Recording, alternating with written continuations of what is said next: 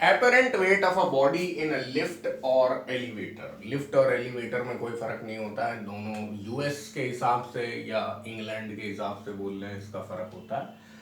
आप चेक कर लीजिएगा कौन सा क्या है। हम भाई लिफ्ट बोलेंगे।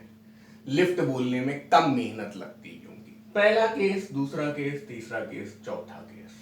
यहां पे क्या हो रहा है कि आंटी लिफ्ट में नहीं है, सड़क पे खड़ी है, बगल में पेड़ लगा हुआ है और उन्होंने वेइंग मशीन ली। वेइंग मशीन में खड़े होकर अपना वेट नाप रही है। याद रखिए, वेट नाप रही है, मास नहीं।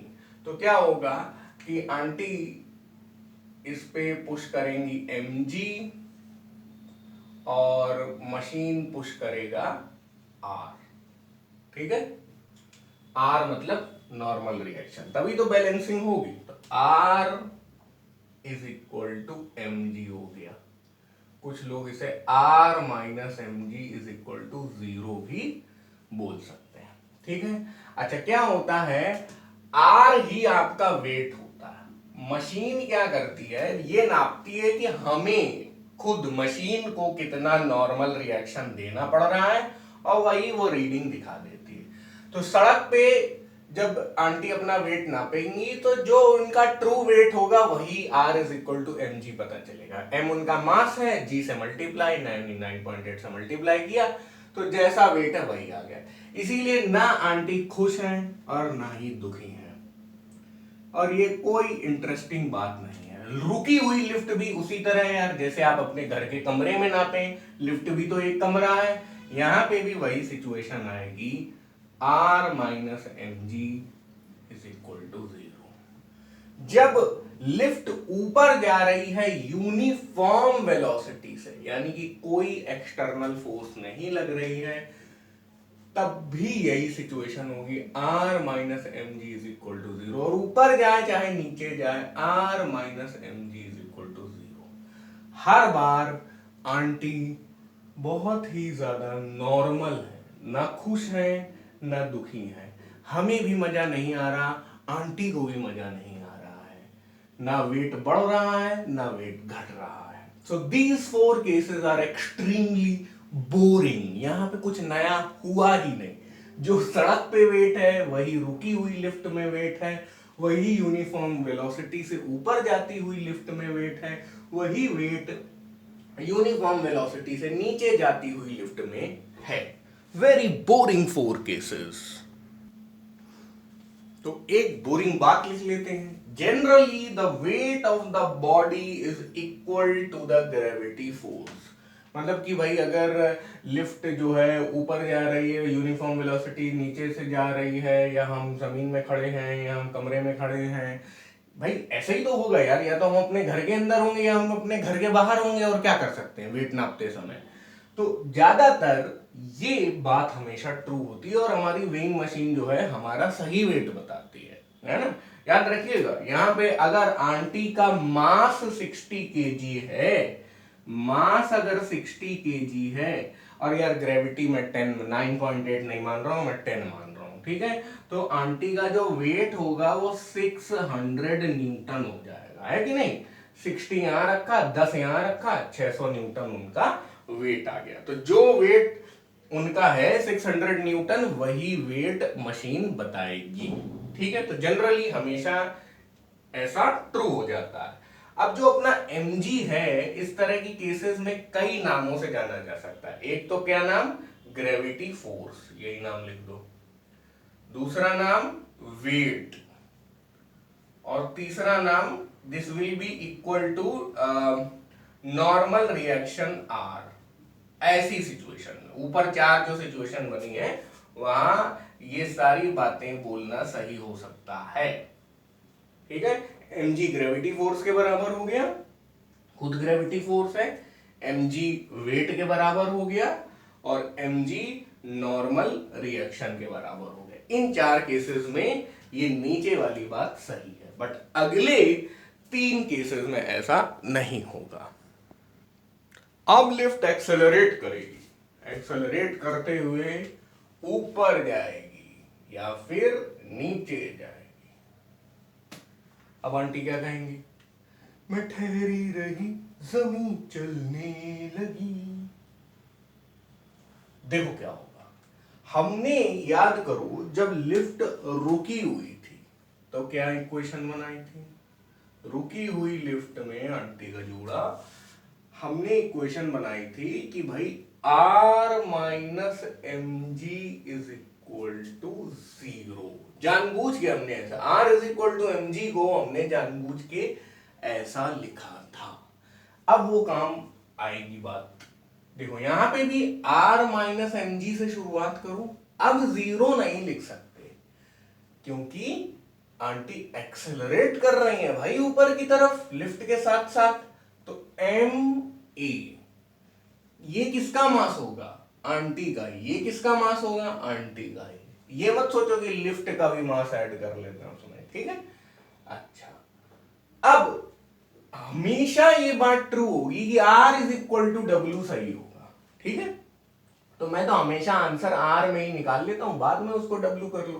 तो M is equal to G plus A, यानी कि W is equal to G plus A, यानी कि आंटी को अपना मास यहां मास नहीं अपना वेट यहां पर बढ़ा हुआ दिखाई देगा। वेइंग मशीन ज्यादा रीडिंग दे रही होगी। हमने माना था कि आंटी का वेट 600 न्यूटन है, तो अभी 600 से ज्यादा आएगा। आंटी बहुत दुखी हो गई यार, शी इज नॉट हैप्पी। अब फिर से यहां पे देखो और ध्यान देना, इक्वेशन कैसे है, आर जीत रहा है एम जी हार रहा है, तभी तो आर की डायरेक्शन में एक्सेलरेशन हो रहा है, तो R minus M G is equal to M A. अब की बार मोदी सरकार नहीं होगी, ये है आर, ठीक है, आर हार रहा है और एम जी जीत रहा है, तभी एम जी जीत रहा होगा क्योंकि एक्सेलरेशन नीचे की तरफ जा रहा है।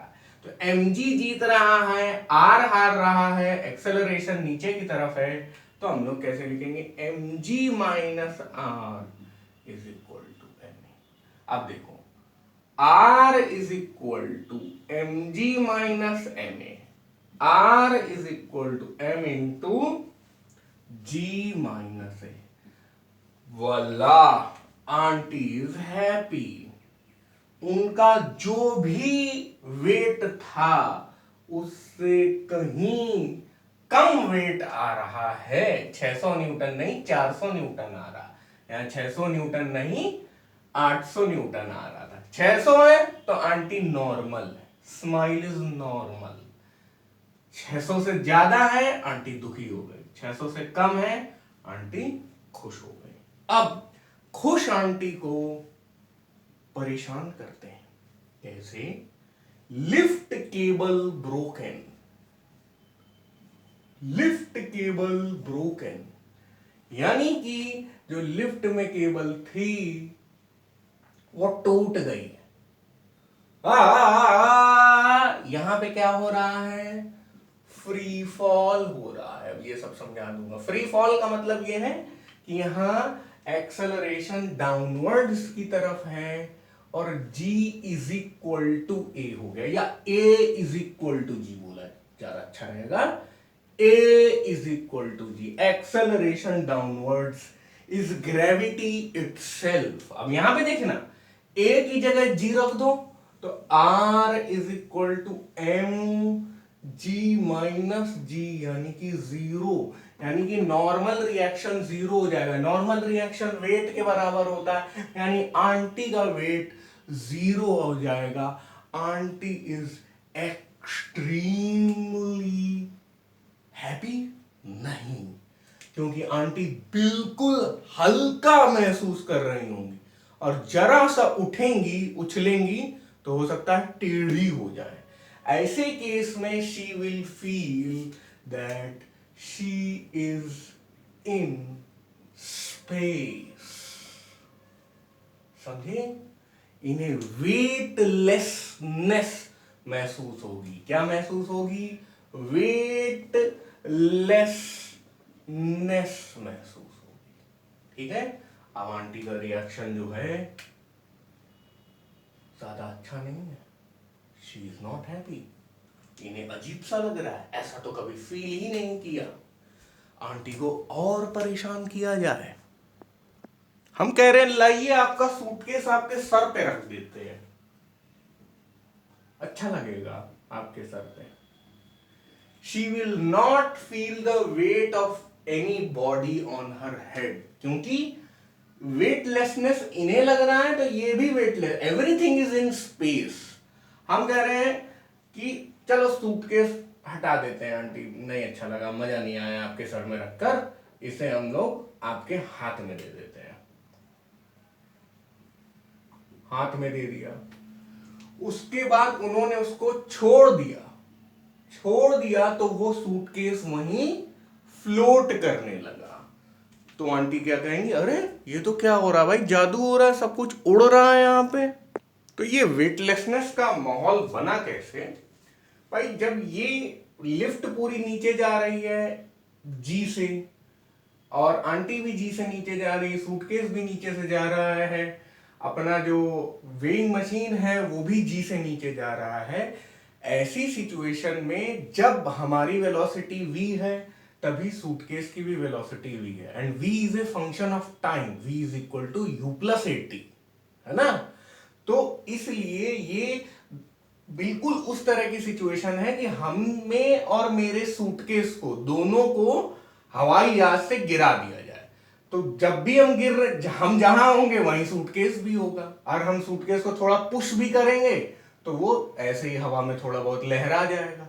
वही काम यहां पे हो रहा है, तभी सूटकेस आपका हवा में फ्लोट कर रहा है। तो ये कंडीशन हम लोग बड़े आराम से क्रिएट कर सकते हैं, बस हम ये मैनेज कर ले कि लिफ्ट जो है वो जी से नीचे जाए, और उसके लिए क्या करेंगे, केबल काट देंगे, सिंपल, ये तो खुद ही जी से जाएगा, है ना। ऐसे में एक और बात समझिए कि जो अपना सूटकेस है वो लग रहा है कि स्टेशनरी है, रुका हुआ है, जबकि लगातार उसमें फोर्स लगती जा रही है। कौन सी फोर्स लगती जा रही है, ग्रेविटी की। तो जब खुद ऑब्जर्वर ही एक्सेलरेट करने लगे, व्हेन ऑब्जर्वर हरसेल्फ, यहां पे होगा, यहां पे आंटी है क्योंकि, when observer herself is accelerating, it seems that Newton's law is being violated. यानी कि कोई चीज रुकी हुई है जबकि उसमें फोर्स लग रही है, तब भी कौन सा लॉ वायलेट हुआ, सेकंड लॉ। तो कॉम्पिटिटिव एग्जाम में यह सवाल पूछा जाता है कि जब लिफ्ट केबल ब्रोकन होती है तो कौन सा लॉ वायलेट होता है न्यूटन का, सेकंड लॉ। होता नहीं है वायलेट, वायलेट होते हुए महसूस होता है। अब अगर हमारा इच्छा और बढ़ जाए आंटी को परेशान करने की, हम लिफ्ट को नीचे ही एक्सेलरेट कर रहे हैं अब भी, लेकिन ऐसा एक्सेलरेशन हम लोगों ने चुना, बहुत तगड़ा एक्सेलरेशन, जो जी से भी ज्यादा है। तो अब इसी इक्वेशन में अगर आते हैं, मान लीजिए R is equal to M into G minus, मान लो 1.1 जी है ना, मतलब थोड़ा समझने के लिए, तो ये क्या हो जाएगा, R is equal to minus 0.1 mg, यानी कि ऐसी सिचुएशन में R will become less than 0, negative हो जाएगा। यानी कि ये R जो ऐसा था ये अब ऐसा हो जाएगा। ऐसी सिचुएशन में क्या होगा कि कोई भी नॉर्मल रिएक्शन आपको होल्ड नहीं कर पाएगा, और जो आंटी है वो ऊपर की तरफ, देखिए यहां पे क्या हुआ, इन्हें लेस वेट महसूस हो रहा है, यहां पे वेटलेसनेस महसूस हो रही है, तो यहां पे क्या हो जाएगा, ये ऊपर ही चढ़ने लगेंगी, बिल्कुल, है ना। हमारा जो आर है वो कुछ कर ही नहीं पाएगा, जो रीडिंग है वो नेगेटिव दिखाने लगेगी, और आंटी हमारी टेढ़ी होकर ऊपर टंग जाएंगी सीलिंग में, हमारा वेइंग मशीन भी ऊपर चला जाएगा, ये सब जाके चिपक जाएगा, सूटकेस भी ऊपर जाके चिपक जाएगा, है ना। देखिए यहां पे एक्सेलरेशन नीचे था लेकिन फिर भी डोमिनेंट mg था, है ना। लेकिन यहां पर इतना तेजी से एक्सेलरेशन जा रहा है कि mg और r सब मिलके भी इस mg का सामना नहीं कर पा रहे हैं। चलो इसी इक्वेशन से शुरू करते हैं, अगर आपको ये चीज नहीं समझ में आई तो। भाई mg तो नेचुरल ग्रेविटी वाला तो लग ही रहा होगा, फिर r कुछ लगेगा, और फिर यहां पर हमें बहुत तगड़ा एक्सेलरेशन मिल रहा है। This acceleration is even larger than this acceleration, और ये खुद मतलब ग्रेविटी को भी अपोज करते हुए नीचे चला जा रहा है, इसीलिए ये आंटी ऊपर की तरफ टंगी जा रही है। समझ रहे हैं? ये और इसका डिफरेंस मिलकर भी इसे बैलेंस नहीं कर पा रहा है, तो आर को नेगेटिव होना पड़ेगा इसके लिए, इसको बैलेंस करने के लिए, इस ए को बैलेंस करने के लिए। Aunty will rise from the floor and stick to the ceiling. तो अब आंटी कुछ ज्यादा ही परेशान हो गई हैं, अब इन्हें परेशान ना किया जाए, नहीं तो आंटी पुलिस बुला लेगी। तो इस केस में हमारा R नेगेटिव आ जाता है और वेट भी नेगेटिव आ जाता है। सारी केसेस को सम अप करेंगे तो पहले 4 केस एक ही जैसे हैं, चाहे यूनिफॉर्म वेलोसिटी, चाहे स्टेशनरी लिफ्ट, और चाहे सड़क पे वो अपना वेट नापें। इक्वेशन यही बनेगी, R minus M G is equal to 0, R is equal to W। ये हमेशा ट्रू होगा 8 केसेस में। तो यहां पे W is equal to M G आ जाएगा, है ना। हम लोगों ने R की जगह W रख दिया है। यहाँ पे आंटी का वेट जो है वही होगा जो होगा ठीक है, जो है वही दिखेगा, इसलिए aunty is normal normal normal normal. और आंटी के स्माइल के ही तो हम दीवाने हैं। अब उसके बाद यहां पे क्या होगा, R minus M G is equal to M ए।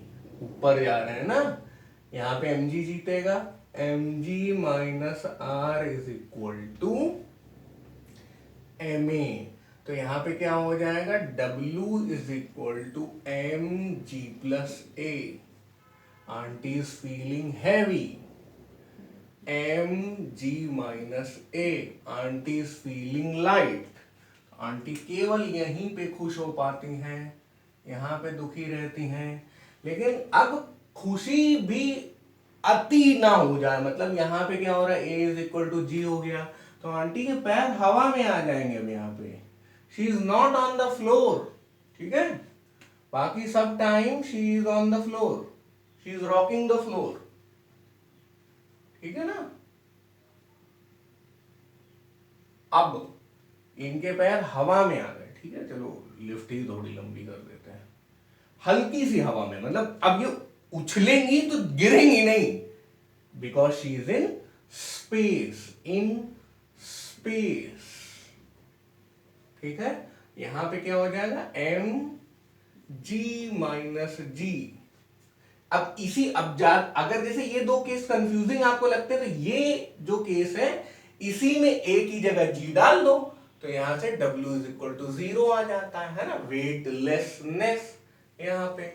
और यहां पे W is equal to M G minus या 2G डाल दो, क्या दिक्कत है। तो this gives W is equal to minus M G, यानी कि नेगेटिव वेट। भाई नेगेटिव वेट, नेगेटिव वेट का मतलब ये है कि अब जो ग्रेविटी है, जो आभासी ग्रेविटी आपको लग रही है, वो नीचे की तरफ ना जाके ऊपर की तरफ ग्रेविटी हो रही है। तो आंटी क्या हो जाएंगी, एपरेंट ग्रेविटी जो है ना, यहाँ पे आंटी अब जूड़ा जो है उनका ऊपर टच हो जाएगा, ठीक है। यहाँ पे वो परेशान है, लेकिन यहाँ पे वो ज्यादा ही परेशान है। आंख कितनी बड़ी हो गई उनकी, है ना। She is in a disastrous state, disastrous state। तो भाई ये स्थिति हो रही है, सारे केसेस यहाँ पे समराइज हो गए। अब कुछ बच्चों का सवाल आएगा, नहीं नहीं सर आपने रिटार्डेशन वाला तो बताया ही नहीं। तो ऊपर की तरफ एक्सेलरेशन का मतलब नीचे की तरफ रिटार्डेशन, नीचे की तरफ एक्सेलरेशन मतलब ऊपर की तरफ रिटार्डेशन, तो वो एक ही बात होगी, है ना। तो ये 8 केस आप याद करिए। अब मैं इसी पे बेस्ड एक सवाल देता हूं आपको। सवाल ये है कि एक आदमी है, इस बार अंकल को बुला लेते हैं। अंकल समझदार है, उन्हें फिजिक्स विजिक्स सबको हर बार जुड़ा बन जाता है, ये अंकल है भाई, ठीक है। अब ये क्या कर रहे हैं, एक स्प्रिंग बैलेंस लिए हुए हैं। स्प्रिंग बैलेंस, ये ऐसे ऐसे स्प्रिंग होता है, इसके नीचे एक मास इन्होंने लटका दिया। मास लटकाया 10 केजी का, 10 केजी का मास लटकाया, और अपनी जो लिफ्ट है वो ऊपर की तरफ जा रही है।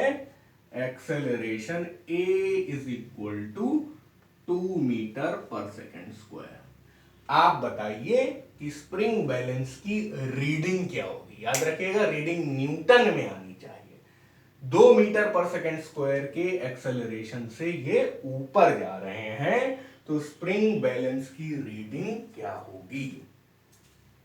और जो नीचे मास बंधा हुआ है वो कौन सा है, 10 केजी। अगर तीन फोर्सेस की लाइन ऑफ एक्शन एक कॉमन पॉइंट से निकलती हो, तो वो तीनों फोर्सेस कैसी हो जाती हैं, कॉनकरेंट फोर्सेस। अब हम लोगों ने उस कॉमन पॉइंट को ओरिजिन मान लिया, वहां से इसका एंगल नापा एंटी क्लॉकवाइज डायरेक्शन में α1, एंटी क्लॉकवाइज α2, एंटी क्लॉकवाइज α3, ठीक है ना। तो यहाँ देख सकते हैं आपकी एंगल जो है वो 90 डिग्री से ज्यादा भी हो रहा है, 180 डिग्री से भी ज्यादा हो रहा है, तो कोई प्रॉब्लम नहीं है, हम उसको वैसे ही मेजर करेंगे। और इसका जो नेट फोर्स निकलेगा, ठीक है, नेट फोर्स डिपेंड करेगा कि ये इनका मैग्नीट्यूड कितना है। तो नेट फोर्स कहीं ऐसा आ सकता है, कहीं ऐसा आ सकता है, उससे हमें मतलब नहीं है। उस नेट फोर्स को हम लोग रिजल्टेंट कह रहे हैं, रिजल्टेंट फोर्स, ठीक है। तो उसका अगर x कंपोनेंट लेंगे तो F1 cos α1, F2 cos α2, F3 cos α3, ऐसे निकालना पड़ेगा। यहाँ पे sin α3, sin α2 और sin α1, ठीक है। अब इसका नेट रिजल्टेंट का मैग्नीट्यूड निकालना है, तो x कंपोनेंट का और y कंपोनेंट का स्क्वायर कर देंगे। ये सब वेक्टर में हम लोग पढ़ चुके हैं, कोई नई चीज नहीं है। और tan अल्फा क्या हो जाएगा, y component divided by x component, ठीक है। तो रिजल्टेंट का x कंपोनेंट का मैग्नीट्यूड ऐसे आएगा, रिजल्टेंट का y कंपोनेंट का मैग्नीट्यूड ऐसे आएगा। सब हो चुका है ये वेक्टर में, रिवीजन टाइप है बस, मतलब फोर्स में अप्लाई कर रहे हैं स्पेसिफिकली वहां पे। अब अगर जो वेक्टर r है उसका मैग्नीट्यूड 0 आ जाता है, तो देखो यार ये भी जो है ये मैग्नीट्यूड ही है। अगर वो रूप इसे देना है तो यहाँ पे ऐसे करके लो, है ना, वेक्टर r का मैग्नीट्यूड अगर 0 आ जाता है तो कॉन्करेंट फोर्सेस को कहा जाता है कि इक्विलिब्रियम में, यानी एक तीनों एक दूसरे को बांधे हुए हैं, ठीक है। तो ऐसी स्थिति में पूरा आ गया, ये तीनों फोर्सेस का जो नेट रिजल्टेंट है वो 0 आ जा रहा है। तो 0 आ जा रहा है तो ये कॉन्करेंट फोर्सेस इक्विलिब्रियम में। अगर 0 नहीं आता है तो बॉडी जिस भी डायरेक्शन में रिजल्टेंट होगा, यानी इस tan अल्फा के डायरेक्शन में, वहां पे बॉडी एक्सेलरेट करेगी। जैसे मान लीजिए कि इनका रिजल्टेंट ऐसा आ जाता है, तो बॉडी फिर ये इधर ऐसे एक्सेलरेट करना शुरू कर देगी। लेकिन इक्विलिब्रियम वाली कंडीशन ज्यादा इंटरेस्टिंग है। तो R इज इक्वल टू 0 रख ही दें। जैसे ही आप यहाँ 0 रखते हैं तो भाई ये F1, F2, F3 जो है इज इक्वल टू 0 हो गए भाई, इनका सम 0 हो गया। अब इसको इस तरफ ले आओ, तो यानी कि F1 प्लस F2 का जो रिजल्टेंट होगा वो F3 से उल्टा होगा। कुछ ऐसी बात हम लोगों ने निकाल ली। देखो इसका मतलब अब समझो डायग्राम में, ये तो मैथ से हो गया, डायग्राम से इसका मतलब ये हुआ कि भाई F1 मान लो ऐसा है और F2 ऐसा है, इन्होंने अपना वो पैरेललोग्राम बनाया, उससे कुछ रिजल्टेंट आया ऐसा, है ना। अब उसके बिल्कुल उल्टा अपना ये जा रहा है, उल्टा भी हो और मैग्नीट्यूड में भी बराबर हो। तो ये हो गया F2, ये हो गया F1, ये हो गया F1 प्लस F2, है ना, ठीक है। और ये F3 अपने आप को इस तरह एडजस्ट कर रहा है कि वो इसके उल्टे हो जाए। F3 is equal to minus times F1 या F2, यानी माइनस F3 कर दें तो F1 प्लस F2 में और उसमें कोई अंतर नहीं रहेगा। फिर से समझो, तीन F1 F2 F3 इस तरह से अरेंज्ड है कि F1 F2 का जो रिजल्टेंट है उसके बिल्कुल उल्टा F3 हुआ जा रहा है।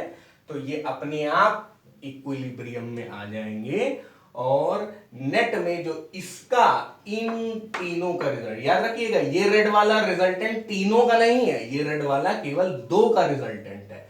तो जब तीनों ब्लैक वालों का रिजल्टेंट आएगा तो वो एक जीरो वेक्टर हो जाएगा, उसका मैग्नीट्यूड जीरो हो जाएगा, रिजल्टेंट जीरो हो जाएगा। तब ये कैसा होगा, या तो रेस्ट में आ जाएगा या यूनिफॉर्म वेलोसिटी से चलेगा। ये बहुत इंपॉर्टेंट बात है कि जब कोई चीज इक्विलिब्रियम में होती है, फोर्सेस इक्विलिब्रियम में अगर है किसी पार्टिकल पर, तो वो या तो रेस्ट में रहेगा या यूनिफॉर्म वेलोसिटी से चलेगा, एक्सेलरेट नहीं करेगा। और जब नेट में इक्विलिब्रियम ना हो यानी मैग्नीट्यूड ऑफ आर पॉजिटिव हो तो वो एक्सेलरेट करेगा उस डायरेक्शन में जिस डायरेक्शन में उसका रिजल्टेंट होगा। अब ये तुम लोगों ने पैरेललोग्राम से समझ लिया है, कोई इसी को ट्रायंगल रूल से भी समझ सकता है, बस ऑर्डर में बनाना, ठीक है। जैसा F1 है F1 वैसा ही बनाना, जैसा F2 है F2 ऐसा बनाना, लेकिन इधर बनाना, टेकन इन ऑर्डर का यही मतलब आएगा अभी, ठीक है।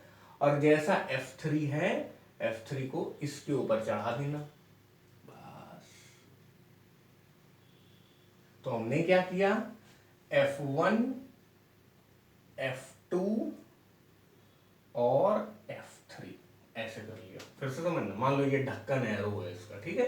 तो F1 को वैसे ही बनाए रखा है, F2 को यहां ले आए और F3 को एरो के ही हिसाब से ऐसे लिया, ठीक है। अब समझ में आ गया होगा, ये रहा F1, ये रहा F2 और ये रहा F3, ठीक है। इसकी पोजीशन बिल्कुल चेंज नहीं की, इसको हॉरिजॉन्टली खिसकाला है यहाँ पे, और इसकी पोजीशन बिल्कुल चेंज नहीं की। तो यानी कि कोई वेक्टर हमने चेंज ही नहीं किया, सबको खिसकाया ही है हम लोगों ने। तो ये समझा हम लोगों ने कॉन्करेंट फोर्सेस को कैसे, पैरेललोग्राम रूल से, और इसको समझा हमने ट्रायंगल रूल से। अब यहाँ पे इस ट्रायंगल रूल की एक एक्सप्लेनेशन हम लोग लिख सकते हैं, जैसे यहाँ पे लिखी है, 3 concurrent forces will be in equilibrium if they form a triangle taken in order। मतलब तीनों जो फोर्सेस हैं उन्हें हम लोगों ने ऑर्डर में लिया और वो एक ट्रायंगल बनाते हैं, तब वो कॉन्करेंट फोर्सेस इक्विलिब्रियम में भी होंगी, समझे। इसमें अगर एक भी एरो उल्टा हो गया तब फिर ये इक्विलिब्रियम में नहीं होगा। याद रखिएगा कि कोई भी ट्रायंगल आपने लिया इन जनरल, और उसमें आपने तीन, इसमें मैंने देखो ये एंटी क्लॉकवाइज बनी है, तो मैं इस बार मैं अगर क्लॉकवाइज भी ले लेता हूं, ऐसे ऐसे और ऐसे, तब भी ये कैसी है, इक्विलिब्रियम में। अब इसी चीज को आगे बढ़ा दो, ट्रायंगल ना बनाकर तुम क्लोज्ड पॉलीगॉन बना दो, यानी क्वाड्रिलेटरल बना दो, पेंटागन बना दो, तो नंबर ऑफ फोर्सेस बढ़ती जाएंगी। तो अगर 3 से ज्यादा फोर्सेस हैं तो क्लोज्ड पॉलीगॉन बनाए अगर, तो वो सारी फोर्सेस आपस में इक्विलिब्रियम में होंगी, यानी नेट रिजल्टेंट जीरो होगा। इसमें भी रिजल्टेंट जीरो हो रहा है, इसमें भी रिजल्टेंट जीरो हो रहा है। ये किसको एक्सप्लेन कर रहा है? इसको एक्सप्लेन कर रहा है।